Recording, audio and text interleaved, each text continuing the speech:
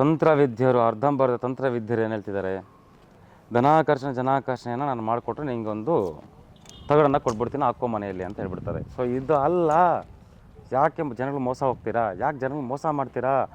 ಯಾರು ತಂತ್ರ ಮಂತ್ರವನ್ನು ಮಾಡ್ತಾಯಿದ್ದೀರಾ ಅವರು ಫಸ್ಟು ಬಂದು ತಿಳ್ಕೊಳ್ಳಿ.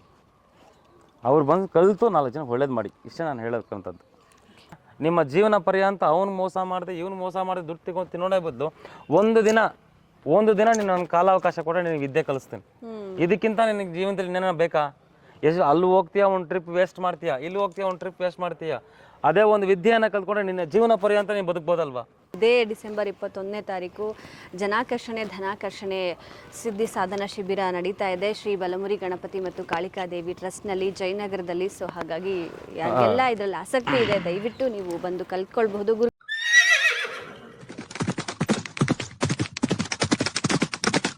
ನಾವಿವತ್ತು ಶ್ರೀ ಕ್ಷೇತ್ರ ಶ್ರೀ ಯೋಗಿ ನಾರಾಯಣ ಮಠದಲ್ಲಿದ್ದೀವಿ. ಇಲ್ಲಿ ಅಂಜನಾ ಶಾಸ್ತ್ರ ಸಾಧನಾ ಸಿದ್ಧಿ ಶಿಬಿರ ನಡೀತಾ ಇದೆ. ಸೊ ಪ್ರತಿ ತಿಂಗಳು ಕೂಡ ಬೇರೆ ಬೇರೆ ರೀತಿಯಾದಂಥ ಶ್ರೀ ಕ್ಷೇತ್ರದಲ್ಲಿ ಬೇರೆ ಬೇರೆ ರೀತಿಯಾದಂಥ ಸಾಧನಾ ಸಿದ್ಧಿ ಶಿಬಿರವನ್ನು ನಡೆಸ್ತಾ ಇದ್ದಾರಂತೆ. ವಿಶೇಷವಾಗಿ ಯಾರೆಲ್ಲ ಈ ಸಾಧನಾ ಸಿದ್ಧಿ ಶಿಬಿರಕ್ಕೆ ಪಾಲ್ಗೊಳ್ಬೋದು, ಯಾವ ಥರ ಉಪಯೋಗವನ್ನು ಮಾಡ್ಕೊಳ್ಬೋದು, ಯಾಕೆ ಈ ಶ್ರೀ ಕ್ಷೇತ್ರನೇ ಆಯ್ಕೆ ಮಾಡ್ಕೊಂಡಿದ್ದಾರೆ ಈ ಸಾಧನಾ ಸಿದ್ಧಿ ಶಿಬಿರವನ್ನು ಮಾಡೋದಕ್ಕೆ ಎಲ್ಲ ಮಾಹಿತಿಯನ್ನು ತಿಳಿಸ್ಕೊಡ್ತೀನಿ. ವಿಡಿಯೋನ ಕಂಪ್ಲೀಟ್ ಆಗಿ ನೋಡಿ. ಭಾರತೀಯ ಸನಾತನದ ಗುರುಕುಲ ಪದ್ಧತಿಯಲ್ಲಿ ಗುರುಗಳ ಜೊತೆಗೆ ಇದ್ದು ಒಂದು ವಿದ್ಯೆಯನ್ನು ಕಲಿತಾ ಇದ್ರು. ಅದು ಯಾವ ಥರ ಪ್ರಭಾವ ಬೀರ್ತಿತ್ತು ಅಂತ ಹೇಳಿದ್ರೆ ಜೀವನ ಪರ್ಯಂತ ಆ ವಿದ್ಯೆಯನ್ನು ಉಪಯೋಗಿಸ್ತಾ ಇದ್ರು. ಯಾವುದೇ ರೀತಿಯಾದಂಥ ಸ್ವಾರ್ಥ ಇಲ್ದಲೆ ಅದೇ ರೀತಿಯ ಗುರುಕುಲ ಪದ್ಧತಿಯನ್ನು ಅನುಕರಣೆಯಲ್ಲೇ ಕೂಡ ಈ ಒಂದು ಶ್ರೀ ಯೋಗಿ ನಾರಾಯಣ ಮಠದಲ್ಲಿ ಶ್ರೀ ಕ್ಷೇತ್ರ ಕೈವಾರದಲ್ಲಿ ಸೊ ಅಂಜನಾ ಶಾಸ್ತ್ರ ಸಾಧನಾ ಸಿದ್ಧಿ ಶಿಬಿರ ನಡೀತಾ ಇದೆಯಂತೆ.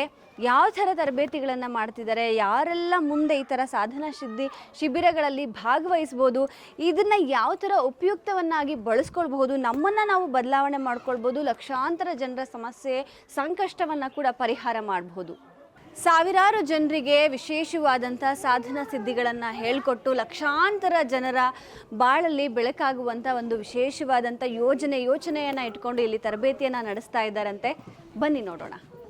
ಗುರುಗಳೇ, ಬೀದಿ ಬದಿ ವ್ಯಾಪಾರಿಗಳಿಂದ ಹಿಡಿದು ಕೋಟ್ಯಾಂತರ ರೂಪಾಯಿ ಸಂಪಾದನೆ ಮಾಡೋರ ತನಕ ಲಾಸ್ ಅನ್ನುವಂಥದ್ದು ವ್ಯಾಪಾರ ವ್ಯವಹಾರ ಅಂದಮೇಲೆ ಇದ್ದೇ ಇರುತ್ತೆ.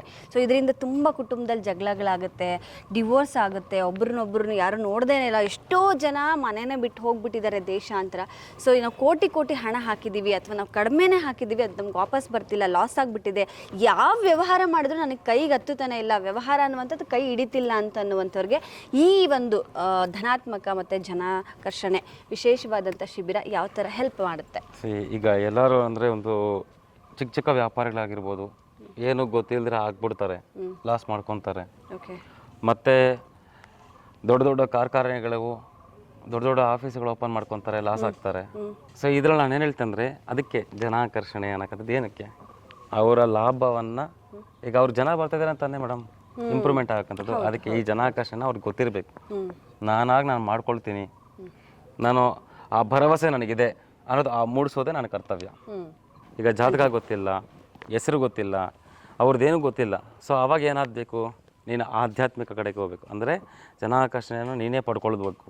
ನಿನ್ನ ಕೆಲಸವನ್ನು ನೀನು ಇಂಪ್ರೂವ್ಮೆಂಟ್ ಮಾಡಬೇಕು. ನಿನಗೆ ಗೊತ್ತಿರಬೇಕು ನಾನು ಎಲ್ಲೆಲ್ಲಿ ಏನೇನು ಕೆಲಸ ಮಾಡ್ತಾಯಿದ್ದೀನಿ, ನಾನು ವರ್ಕಲ್ಲಿ ಏನೇನು ಮಾಡ್ತಾಯಿದ್ದೀನಿ ಅಂತ ನಿನಗೆ ಗೊತ್ತಿರಬೇಕು. ಆ ಮೂಲ ಕಾರಣ ಈ ಜನಾಕರ್ಷಣೆ ಅನ್ನೋಕ್ಕೆ. ಜನ ಆಟೋಮೆಟಿಕ್ ಆಕರ್ಷಣೆ ಆದರೆ ಆಟೋಮೆಟಿಕ್ ನಿಂಗೆ ಧನಾಕರ್ಷಣೆ ಹುಟ್ಟುತ್ತೆ.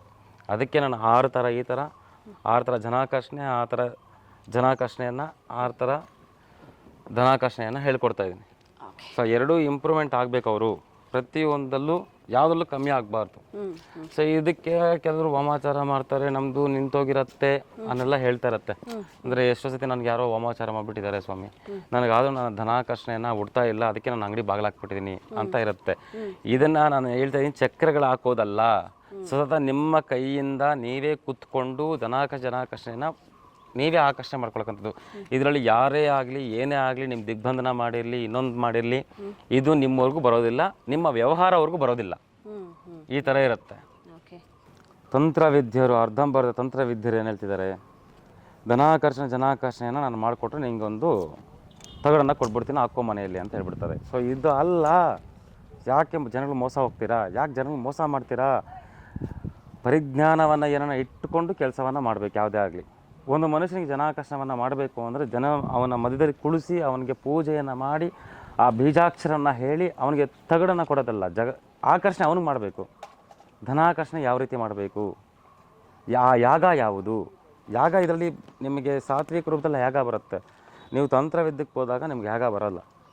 ಸೊ ಯಾವ ಥರ ನೀವು ಜನಾಕರ್ಷಣೆ ಮಾಡಬೇಕು, ಧನಾಕರ್ಷಣೆ ಮಾಡಬೇಕು ಅನ್ನೋಕ್ಕಂಥದ್ದು ತಿಳ್ಕೊಳ್ಳಿ ಫಸ್ಟು. ಆ ಒಂದು ಇದು ಜನಗಳಿಗೆ ಅಲ್ಲ, ಯಾರು ಮಂತ್ರವನ್ನು ಮಾಡ್ತಾ ಇದ್ದೀರಾ ಅವರು ಫಸ್ಟು ಬಂದು ತಿಳ್ಕೊಳ್ಳಿ. ಅವ್ರು ಬಂದು ಕಲಿತು 4 ಜನ ಒಳ್ಳೇದು ಮಾಡಿ. ಇಷ್ಟೇ ನಾನು ಹೇಳೋಕ್ಕಂಥದ್ದು. ಗುರುಗಳೇ, ಒಬ್ಬ ಮನುಷ್ಯನ ಜೀವನದಲ್ಲಿ ಸಡನ್ ವ್ಯತ್ಯಾಸ ಆಗುತ್ತೆ, ದಿಢೀರಂತ ಎಲ್ಲನೂ ಕಳ್ಕೊಳ್ಳುವಂಥ ಕೆಟ್ಟ ಪರಿಸ್ಥಿತಿ ಬರುತ್ತೆ, ದೇಶಾಂತರ ಹೋಗಬೇಕು ಅನ್ನುವಂಥದ್ದು ಅವನಿಗೆ ಆಯ್ಕೆ ಅಲ್ಲದೆ ಬೇರೇನು ಆಪ್ಷನ್ನೇ ಇರಲ್ಲ ಅನಿಸ್ಬಿಡುತ್ತೆ. ಅಂಥವ್ರು ನಿಮ್ಮ ಹತ್ರ ಬಂದರೆ ಅವ್ರ ಜೀವನ ಯಾವ ಥರ ಸುಧಾರಿಸ್ತೀರಾ? ನೋಡಿ ಮೇಡಮ್, ನಾನು ತುಂಬ ಪ್ರಾಕ್ಟಿಕಲ್ ಮನುಷ್ಯ. ನಾನು ತುಂಬ ವೆರಿ ಪ್ರಾಕ್ಟಿಕಲ್. ನನಗಿದು ವರ್ಕೌಟ್ ಆದರೆ ಮಾತ್ರ ನಾನು ಮುಂದೆ ಹೋಗ್ತೀನಿ, ಇಲ್ಲ ಅಂದರೆ ಅದನ್ನ ನಾನು ಬಿಟ್ಬಿಡ್ತೀನಿ. ಇದು ನನಗೆ ಗೊತ್ತಿರೋ ಒಂದು ನೀತಿ. ನಾನು ಎಂತೆಂಥ ರಾಜಕಾರಣಿಯರು ನೋಡಿದ್ದೀನಿ, ದೊಡ್ಡ ದೊಡ್ಡ ಮಿನಿಸ್ಟ್ರಿಗಳು ನೋಡ್ಬಿಟ್ಟಿದ್ದೀನಿ, ಜನರನ್ನ ನೋಡ್ಬಿಟ್ಟಿದ್ದೀನಿ, ಇಂಡಸ್ಟ್ರಿಯಲ್ಲಿ ನೋಡ್ಬಿಟ್ಟಿದ್ದೀನಿ, ಎಲ್ಲ ಥರ ನೋಡ್ಬಿಟ್ಟಿದ್ದೀನಿ. ನನ್ನ ಹತ್ರ ಬಂದು ಕರೆಕ್ಟಾಗಿ ಅವರ ಹೇಳಿ ಸಮಸ್ಯೆಯನ್ನು ಹೇಳಿ ಪರಿಹಾರ ಮಾಡಿಸ್ಕೊಂಡು ಎಷ್ಟೋ ಜನ ಇದ್ದಾರೆ. ಅಹಂಕಾರದಿಂದ ಬಂದಿರೋನು ದೂರ ಇಟ್ಟಿದ್ದೀನಿ. ನನ್ನ ಹತ್ರ ಬೇಕಾಗಿರೋದು ಫಸ್ಟ್ ವಿದ್ಯೆ ಕಲಿಯೋರಿಗೆ ಬೇಕಾಗಿರೋ ಶಿಸ್ತು. ಆ ಶಿಸ್ತನ್ನು ಇದ್ದು ನನ್ನ ಹತ್ರ ಬಂದವ್ರಿಗೆ ಎಷ್ಟೋ ಜನಕ್ಕೆ ಒಳ್ಳೇದು ಮಾಡಿ ಕಳಿಸಿದ್ದೀನಿ. ಮತ್ತು ಅವ್ರಿಗೆ ಪಾಠವನ್ನು ಕಲಿಸಿ 4 ಜನಕ್ಕೆ ಒಳ್ಳೇದು ಮಾಡಿ ಕೆಟ್ಟದನ್ನ ಮಾಡೋಕ್ಕೆ ಹೋಗ್ಬೇಡಿ ಅಂತ ಎಷ್ಟೋ ಜನಕ್ಕೆ ಹೇಳಿ ಕಳಿಸಿದ್ದೀನಿ. ಹೇಳ್ತೀರಾ, ನಾನು ಯಾವುದಕ್ಕೆ ಆಗಲಿ ನಾನು ಜನರ ಮೇಲೆ ಫೋಕಸ್ ಮಾಡೇ ಇಲ್ಲ. ನಾನು ಜನರ ಬಗ್ಗೆ ನಂಗೆ ತಲೆ ಕೆಡಿಸ್ಕೊಂಡು ಅವಶ್ಯಕತೆಯೂ ಇಲ್ಲ. ನನಗೆ ಬೇಕಾಗಿರೋದು ಅರ್ಧಂಬರ್ಧ ವಿದ್ಯೆಯನ್ನು ಕಲಿತು ಜನರ ಮೇಲೆ ಮೂಢನಂಬಿಕೆಯನ್ನು ಮಾಡಿ ತೋರಿಸುವಂಥ ಒಂದು ಬೂಟಾಟಕ್ಕೆ ತಂತ್ರವಿದ್ಯೆ. ಅದನ್ನು ಓಪನ್ ಆಗಿ ಹೇಳ್ತಾ ಇದ್ದೀನಿ. ಇಲ್ಲ, ಯಾರನ್ನ ನಿಮಗೆ ಕ್ವಶನ್ ಮಾಡೋ ಒಂದು ಅಧಿಕಾರ ಇದ್ದರೆ, ನಿಮಗೆ ಯಾರನ್ನ ಧೈರ್ಯ ಇದ್ದರೆ ನನ್ನ ಹತ್ರ ಬಂದು ಡೈರೆಕ್ಟಾಗಿ ನೀವು ಹೇಳ್ಬೋದು.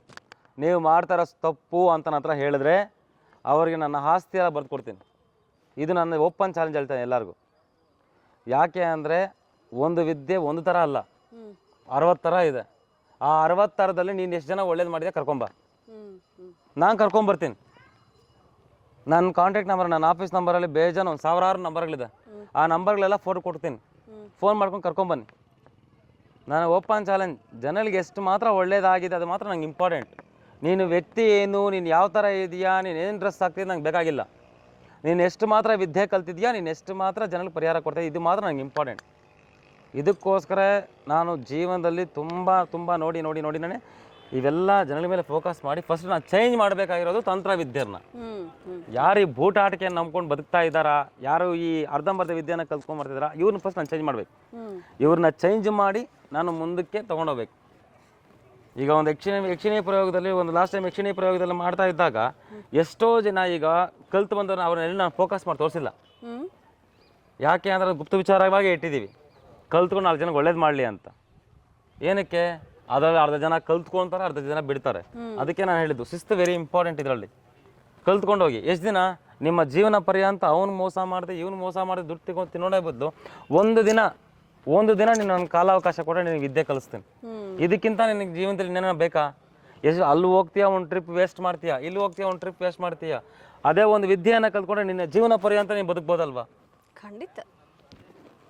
ನಿಜವಾಗ್ಲೂ ಅದ್ಭುತವಾದಂಥ ವಿಷಯಗಳನ್ನು ತಿಳಿಸ್ಕೊಟ್ರಿ. ಇದೇ ಡಿಸೆಂಬರ್ 21ನೇ ತಾರೀಕು ಜನಾಕರ್ಷಣೆ ಧನಾಕರ್ಷಣೆ ಸಿದ್ಧಿ ಸಾಧನಾ ಶಿಬಿರ ನಡೀತಾ ಇದೆ ಶ್ರೀ ಬಲಮುರಿ ಗಣಪತಿ ಮತ್ತು ಕಾಳಿಕಾದೇವಿ ಟ್ರಸ್ಟ್ನಲ್ಲಿ ಜಯನಗರದಲ್ಲಿ. ಸೊ ಹಾಗಾಗಿ ಯಾರಿಗೆಲ್ಲ ಇದರಲ್ಲಿ ಆಸಕ್ತಿ ಇದೆ ದಯವಿಟ್ಟು ನೀವು ಬಂದು ಕಲ್ತ್ಕೊಳ್ಬಹುದು. ಗುರುಗಳೇ, ಕೊನೆಯದಾಗಿ ನಮ್ಮ ವೀಕ್ಷಕರಿಗೆ ಏನು ಹೇಳ್ತೀರಾ?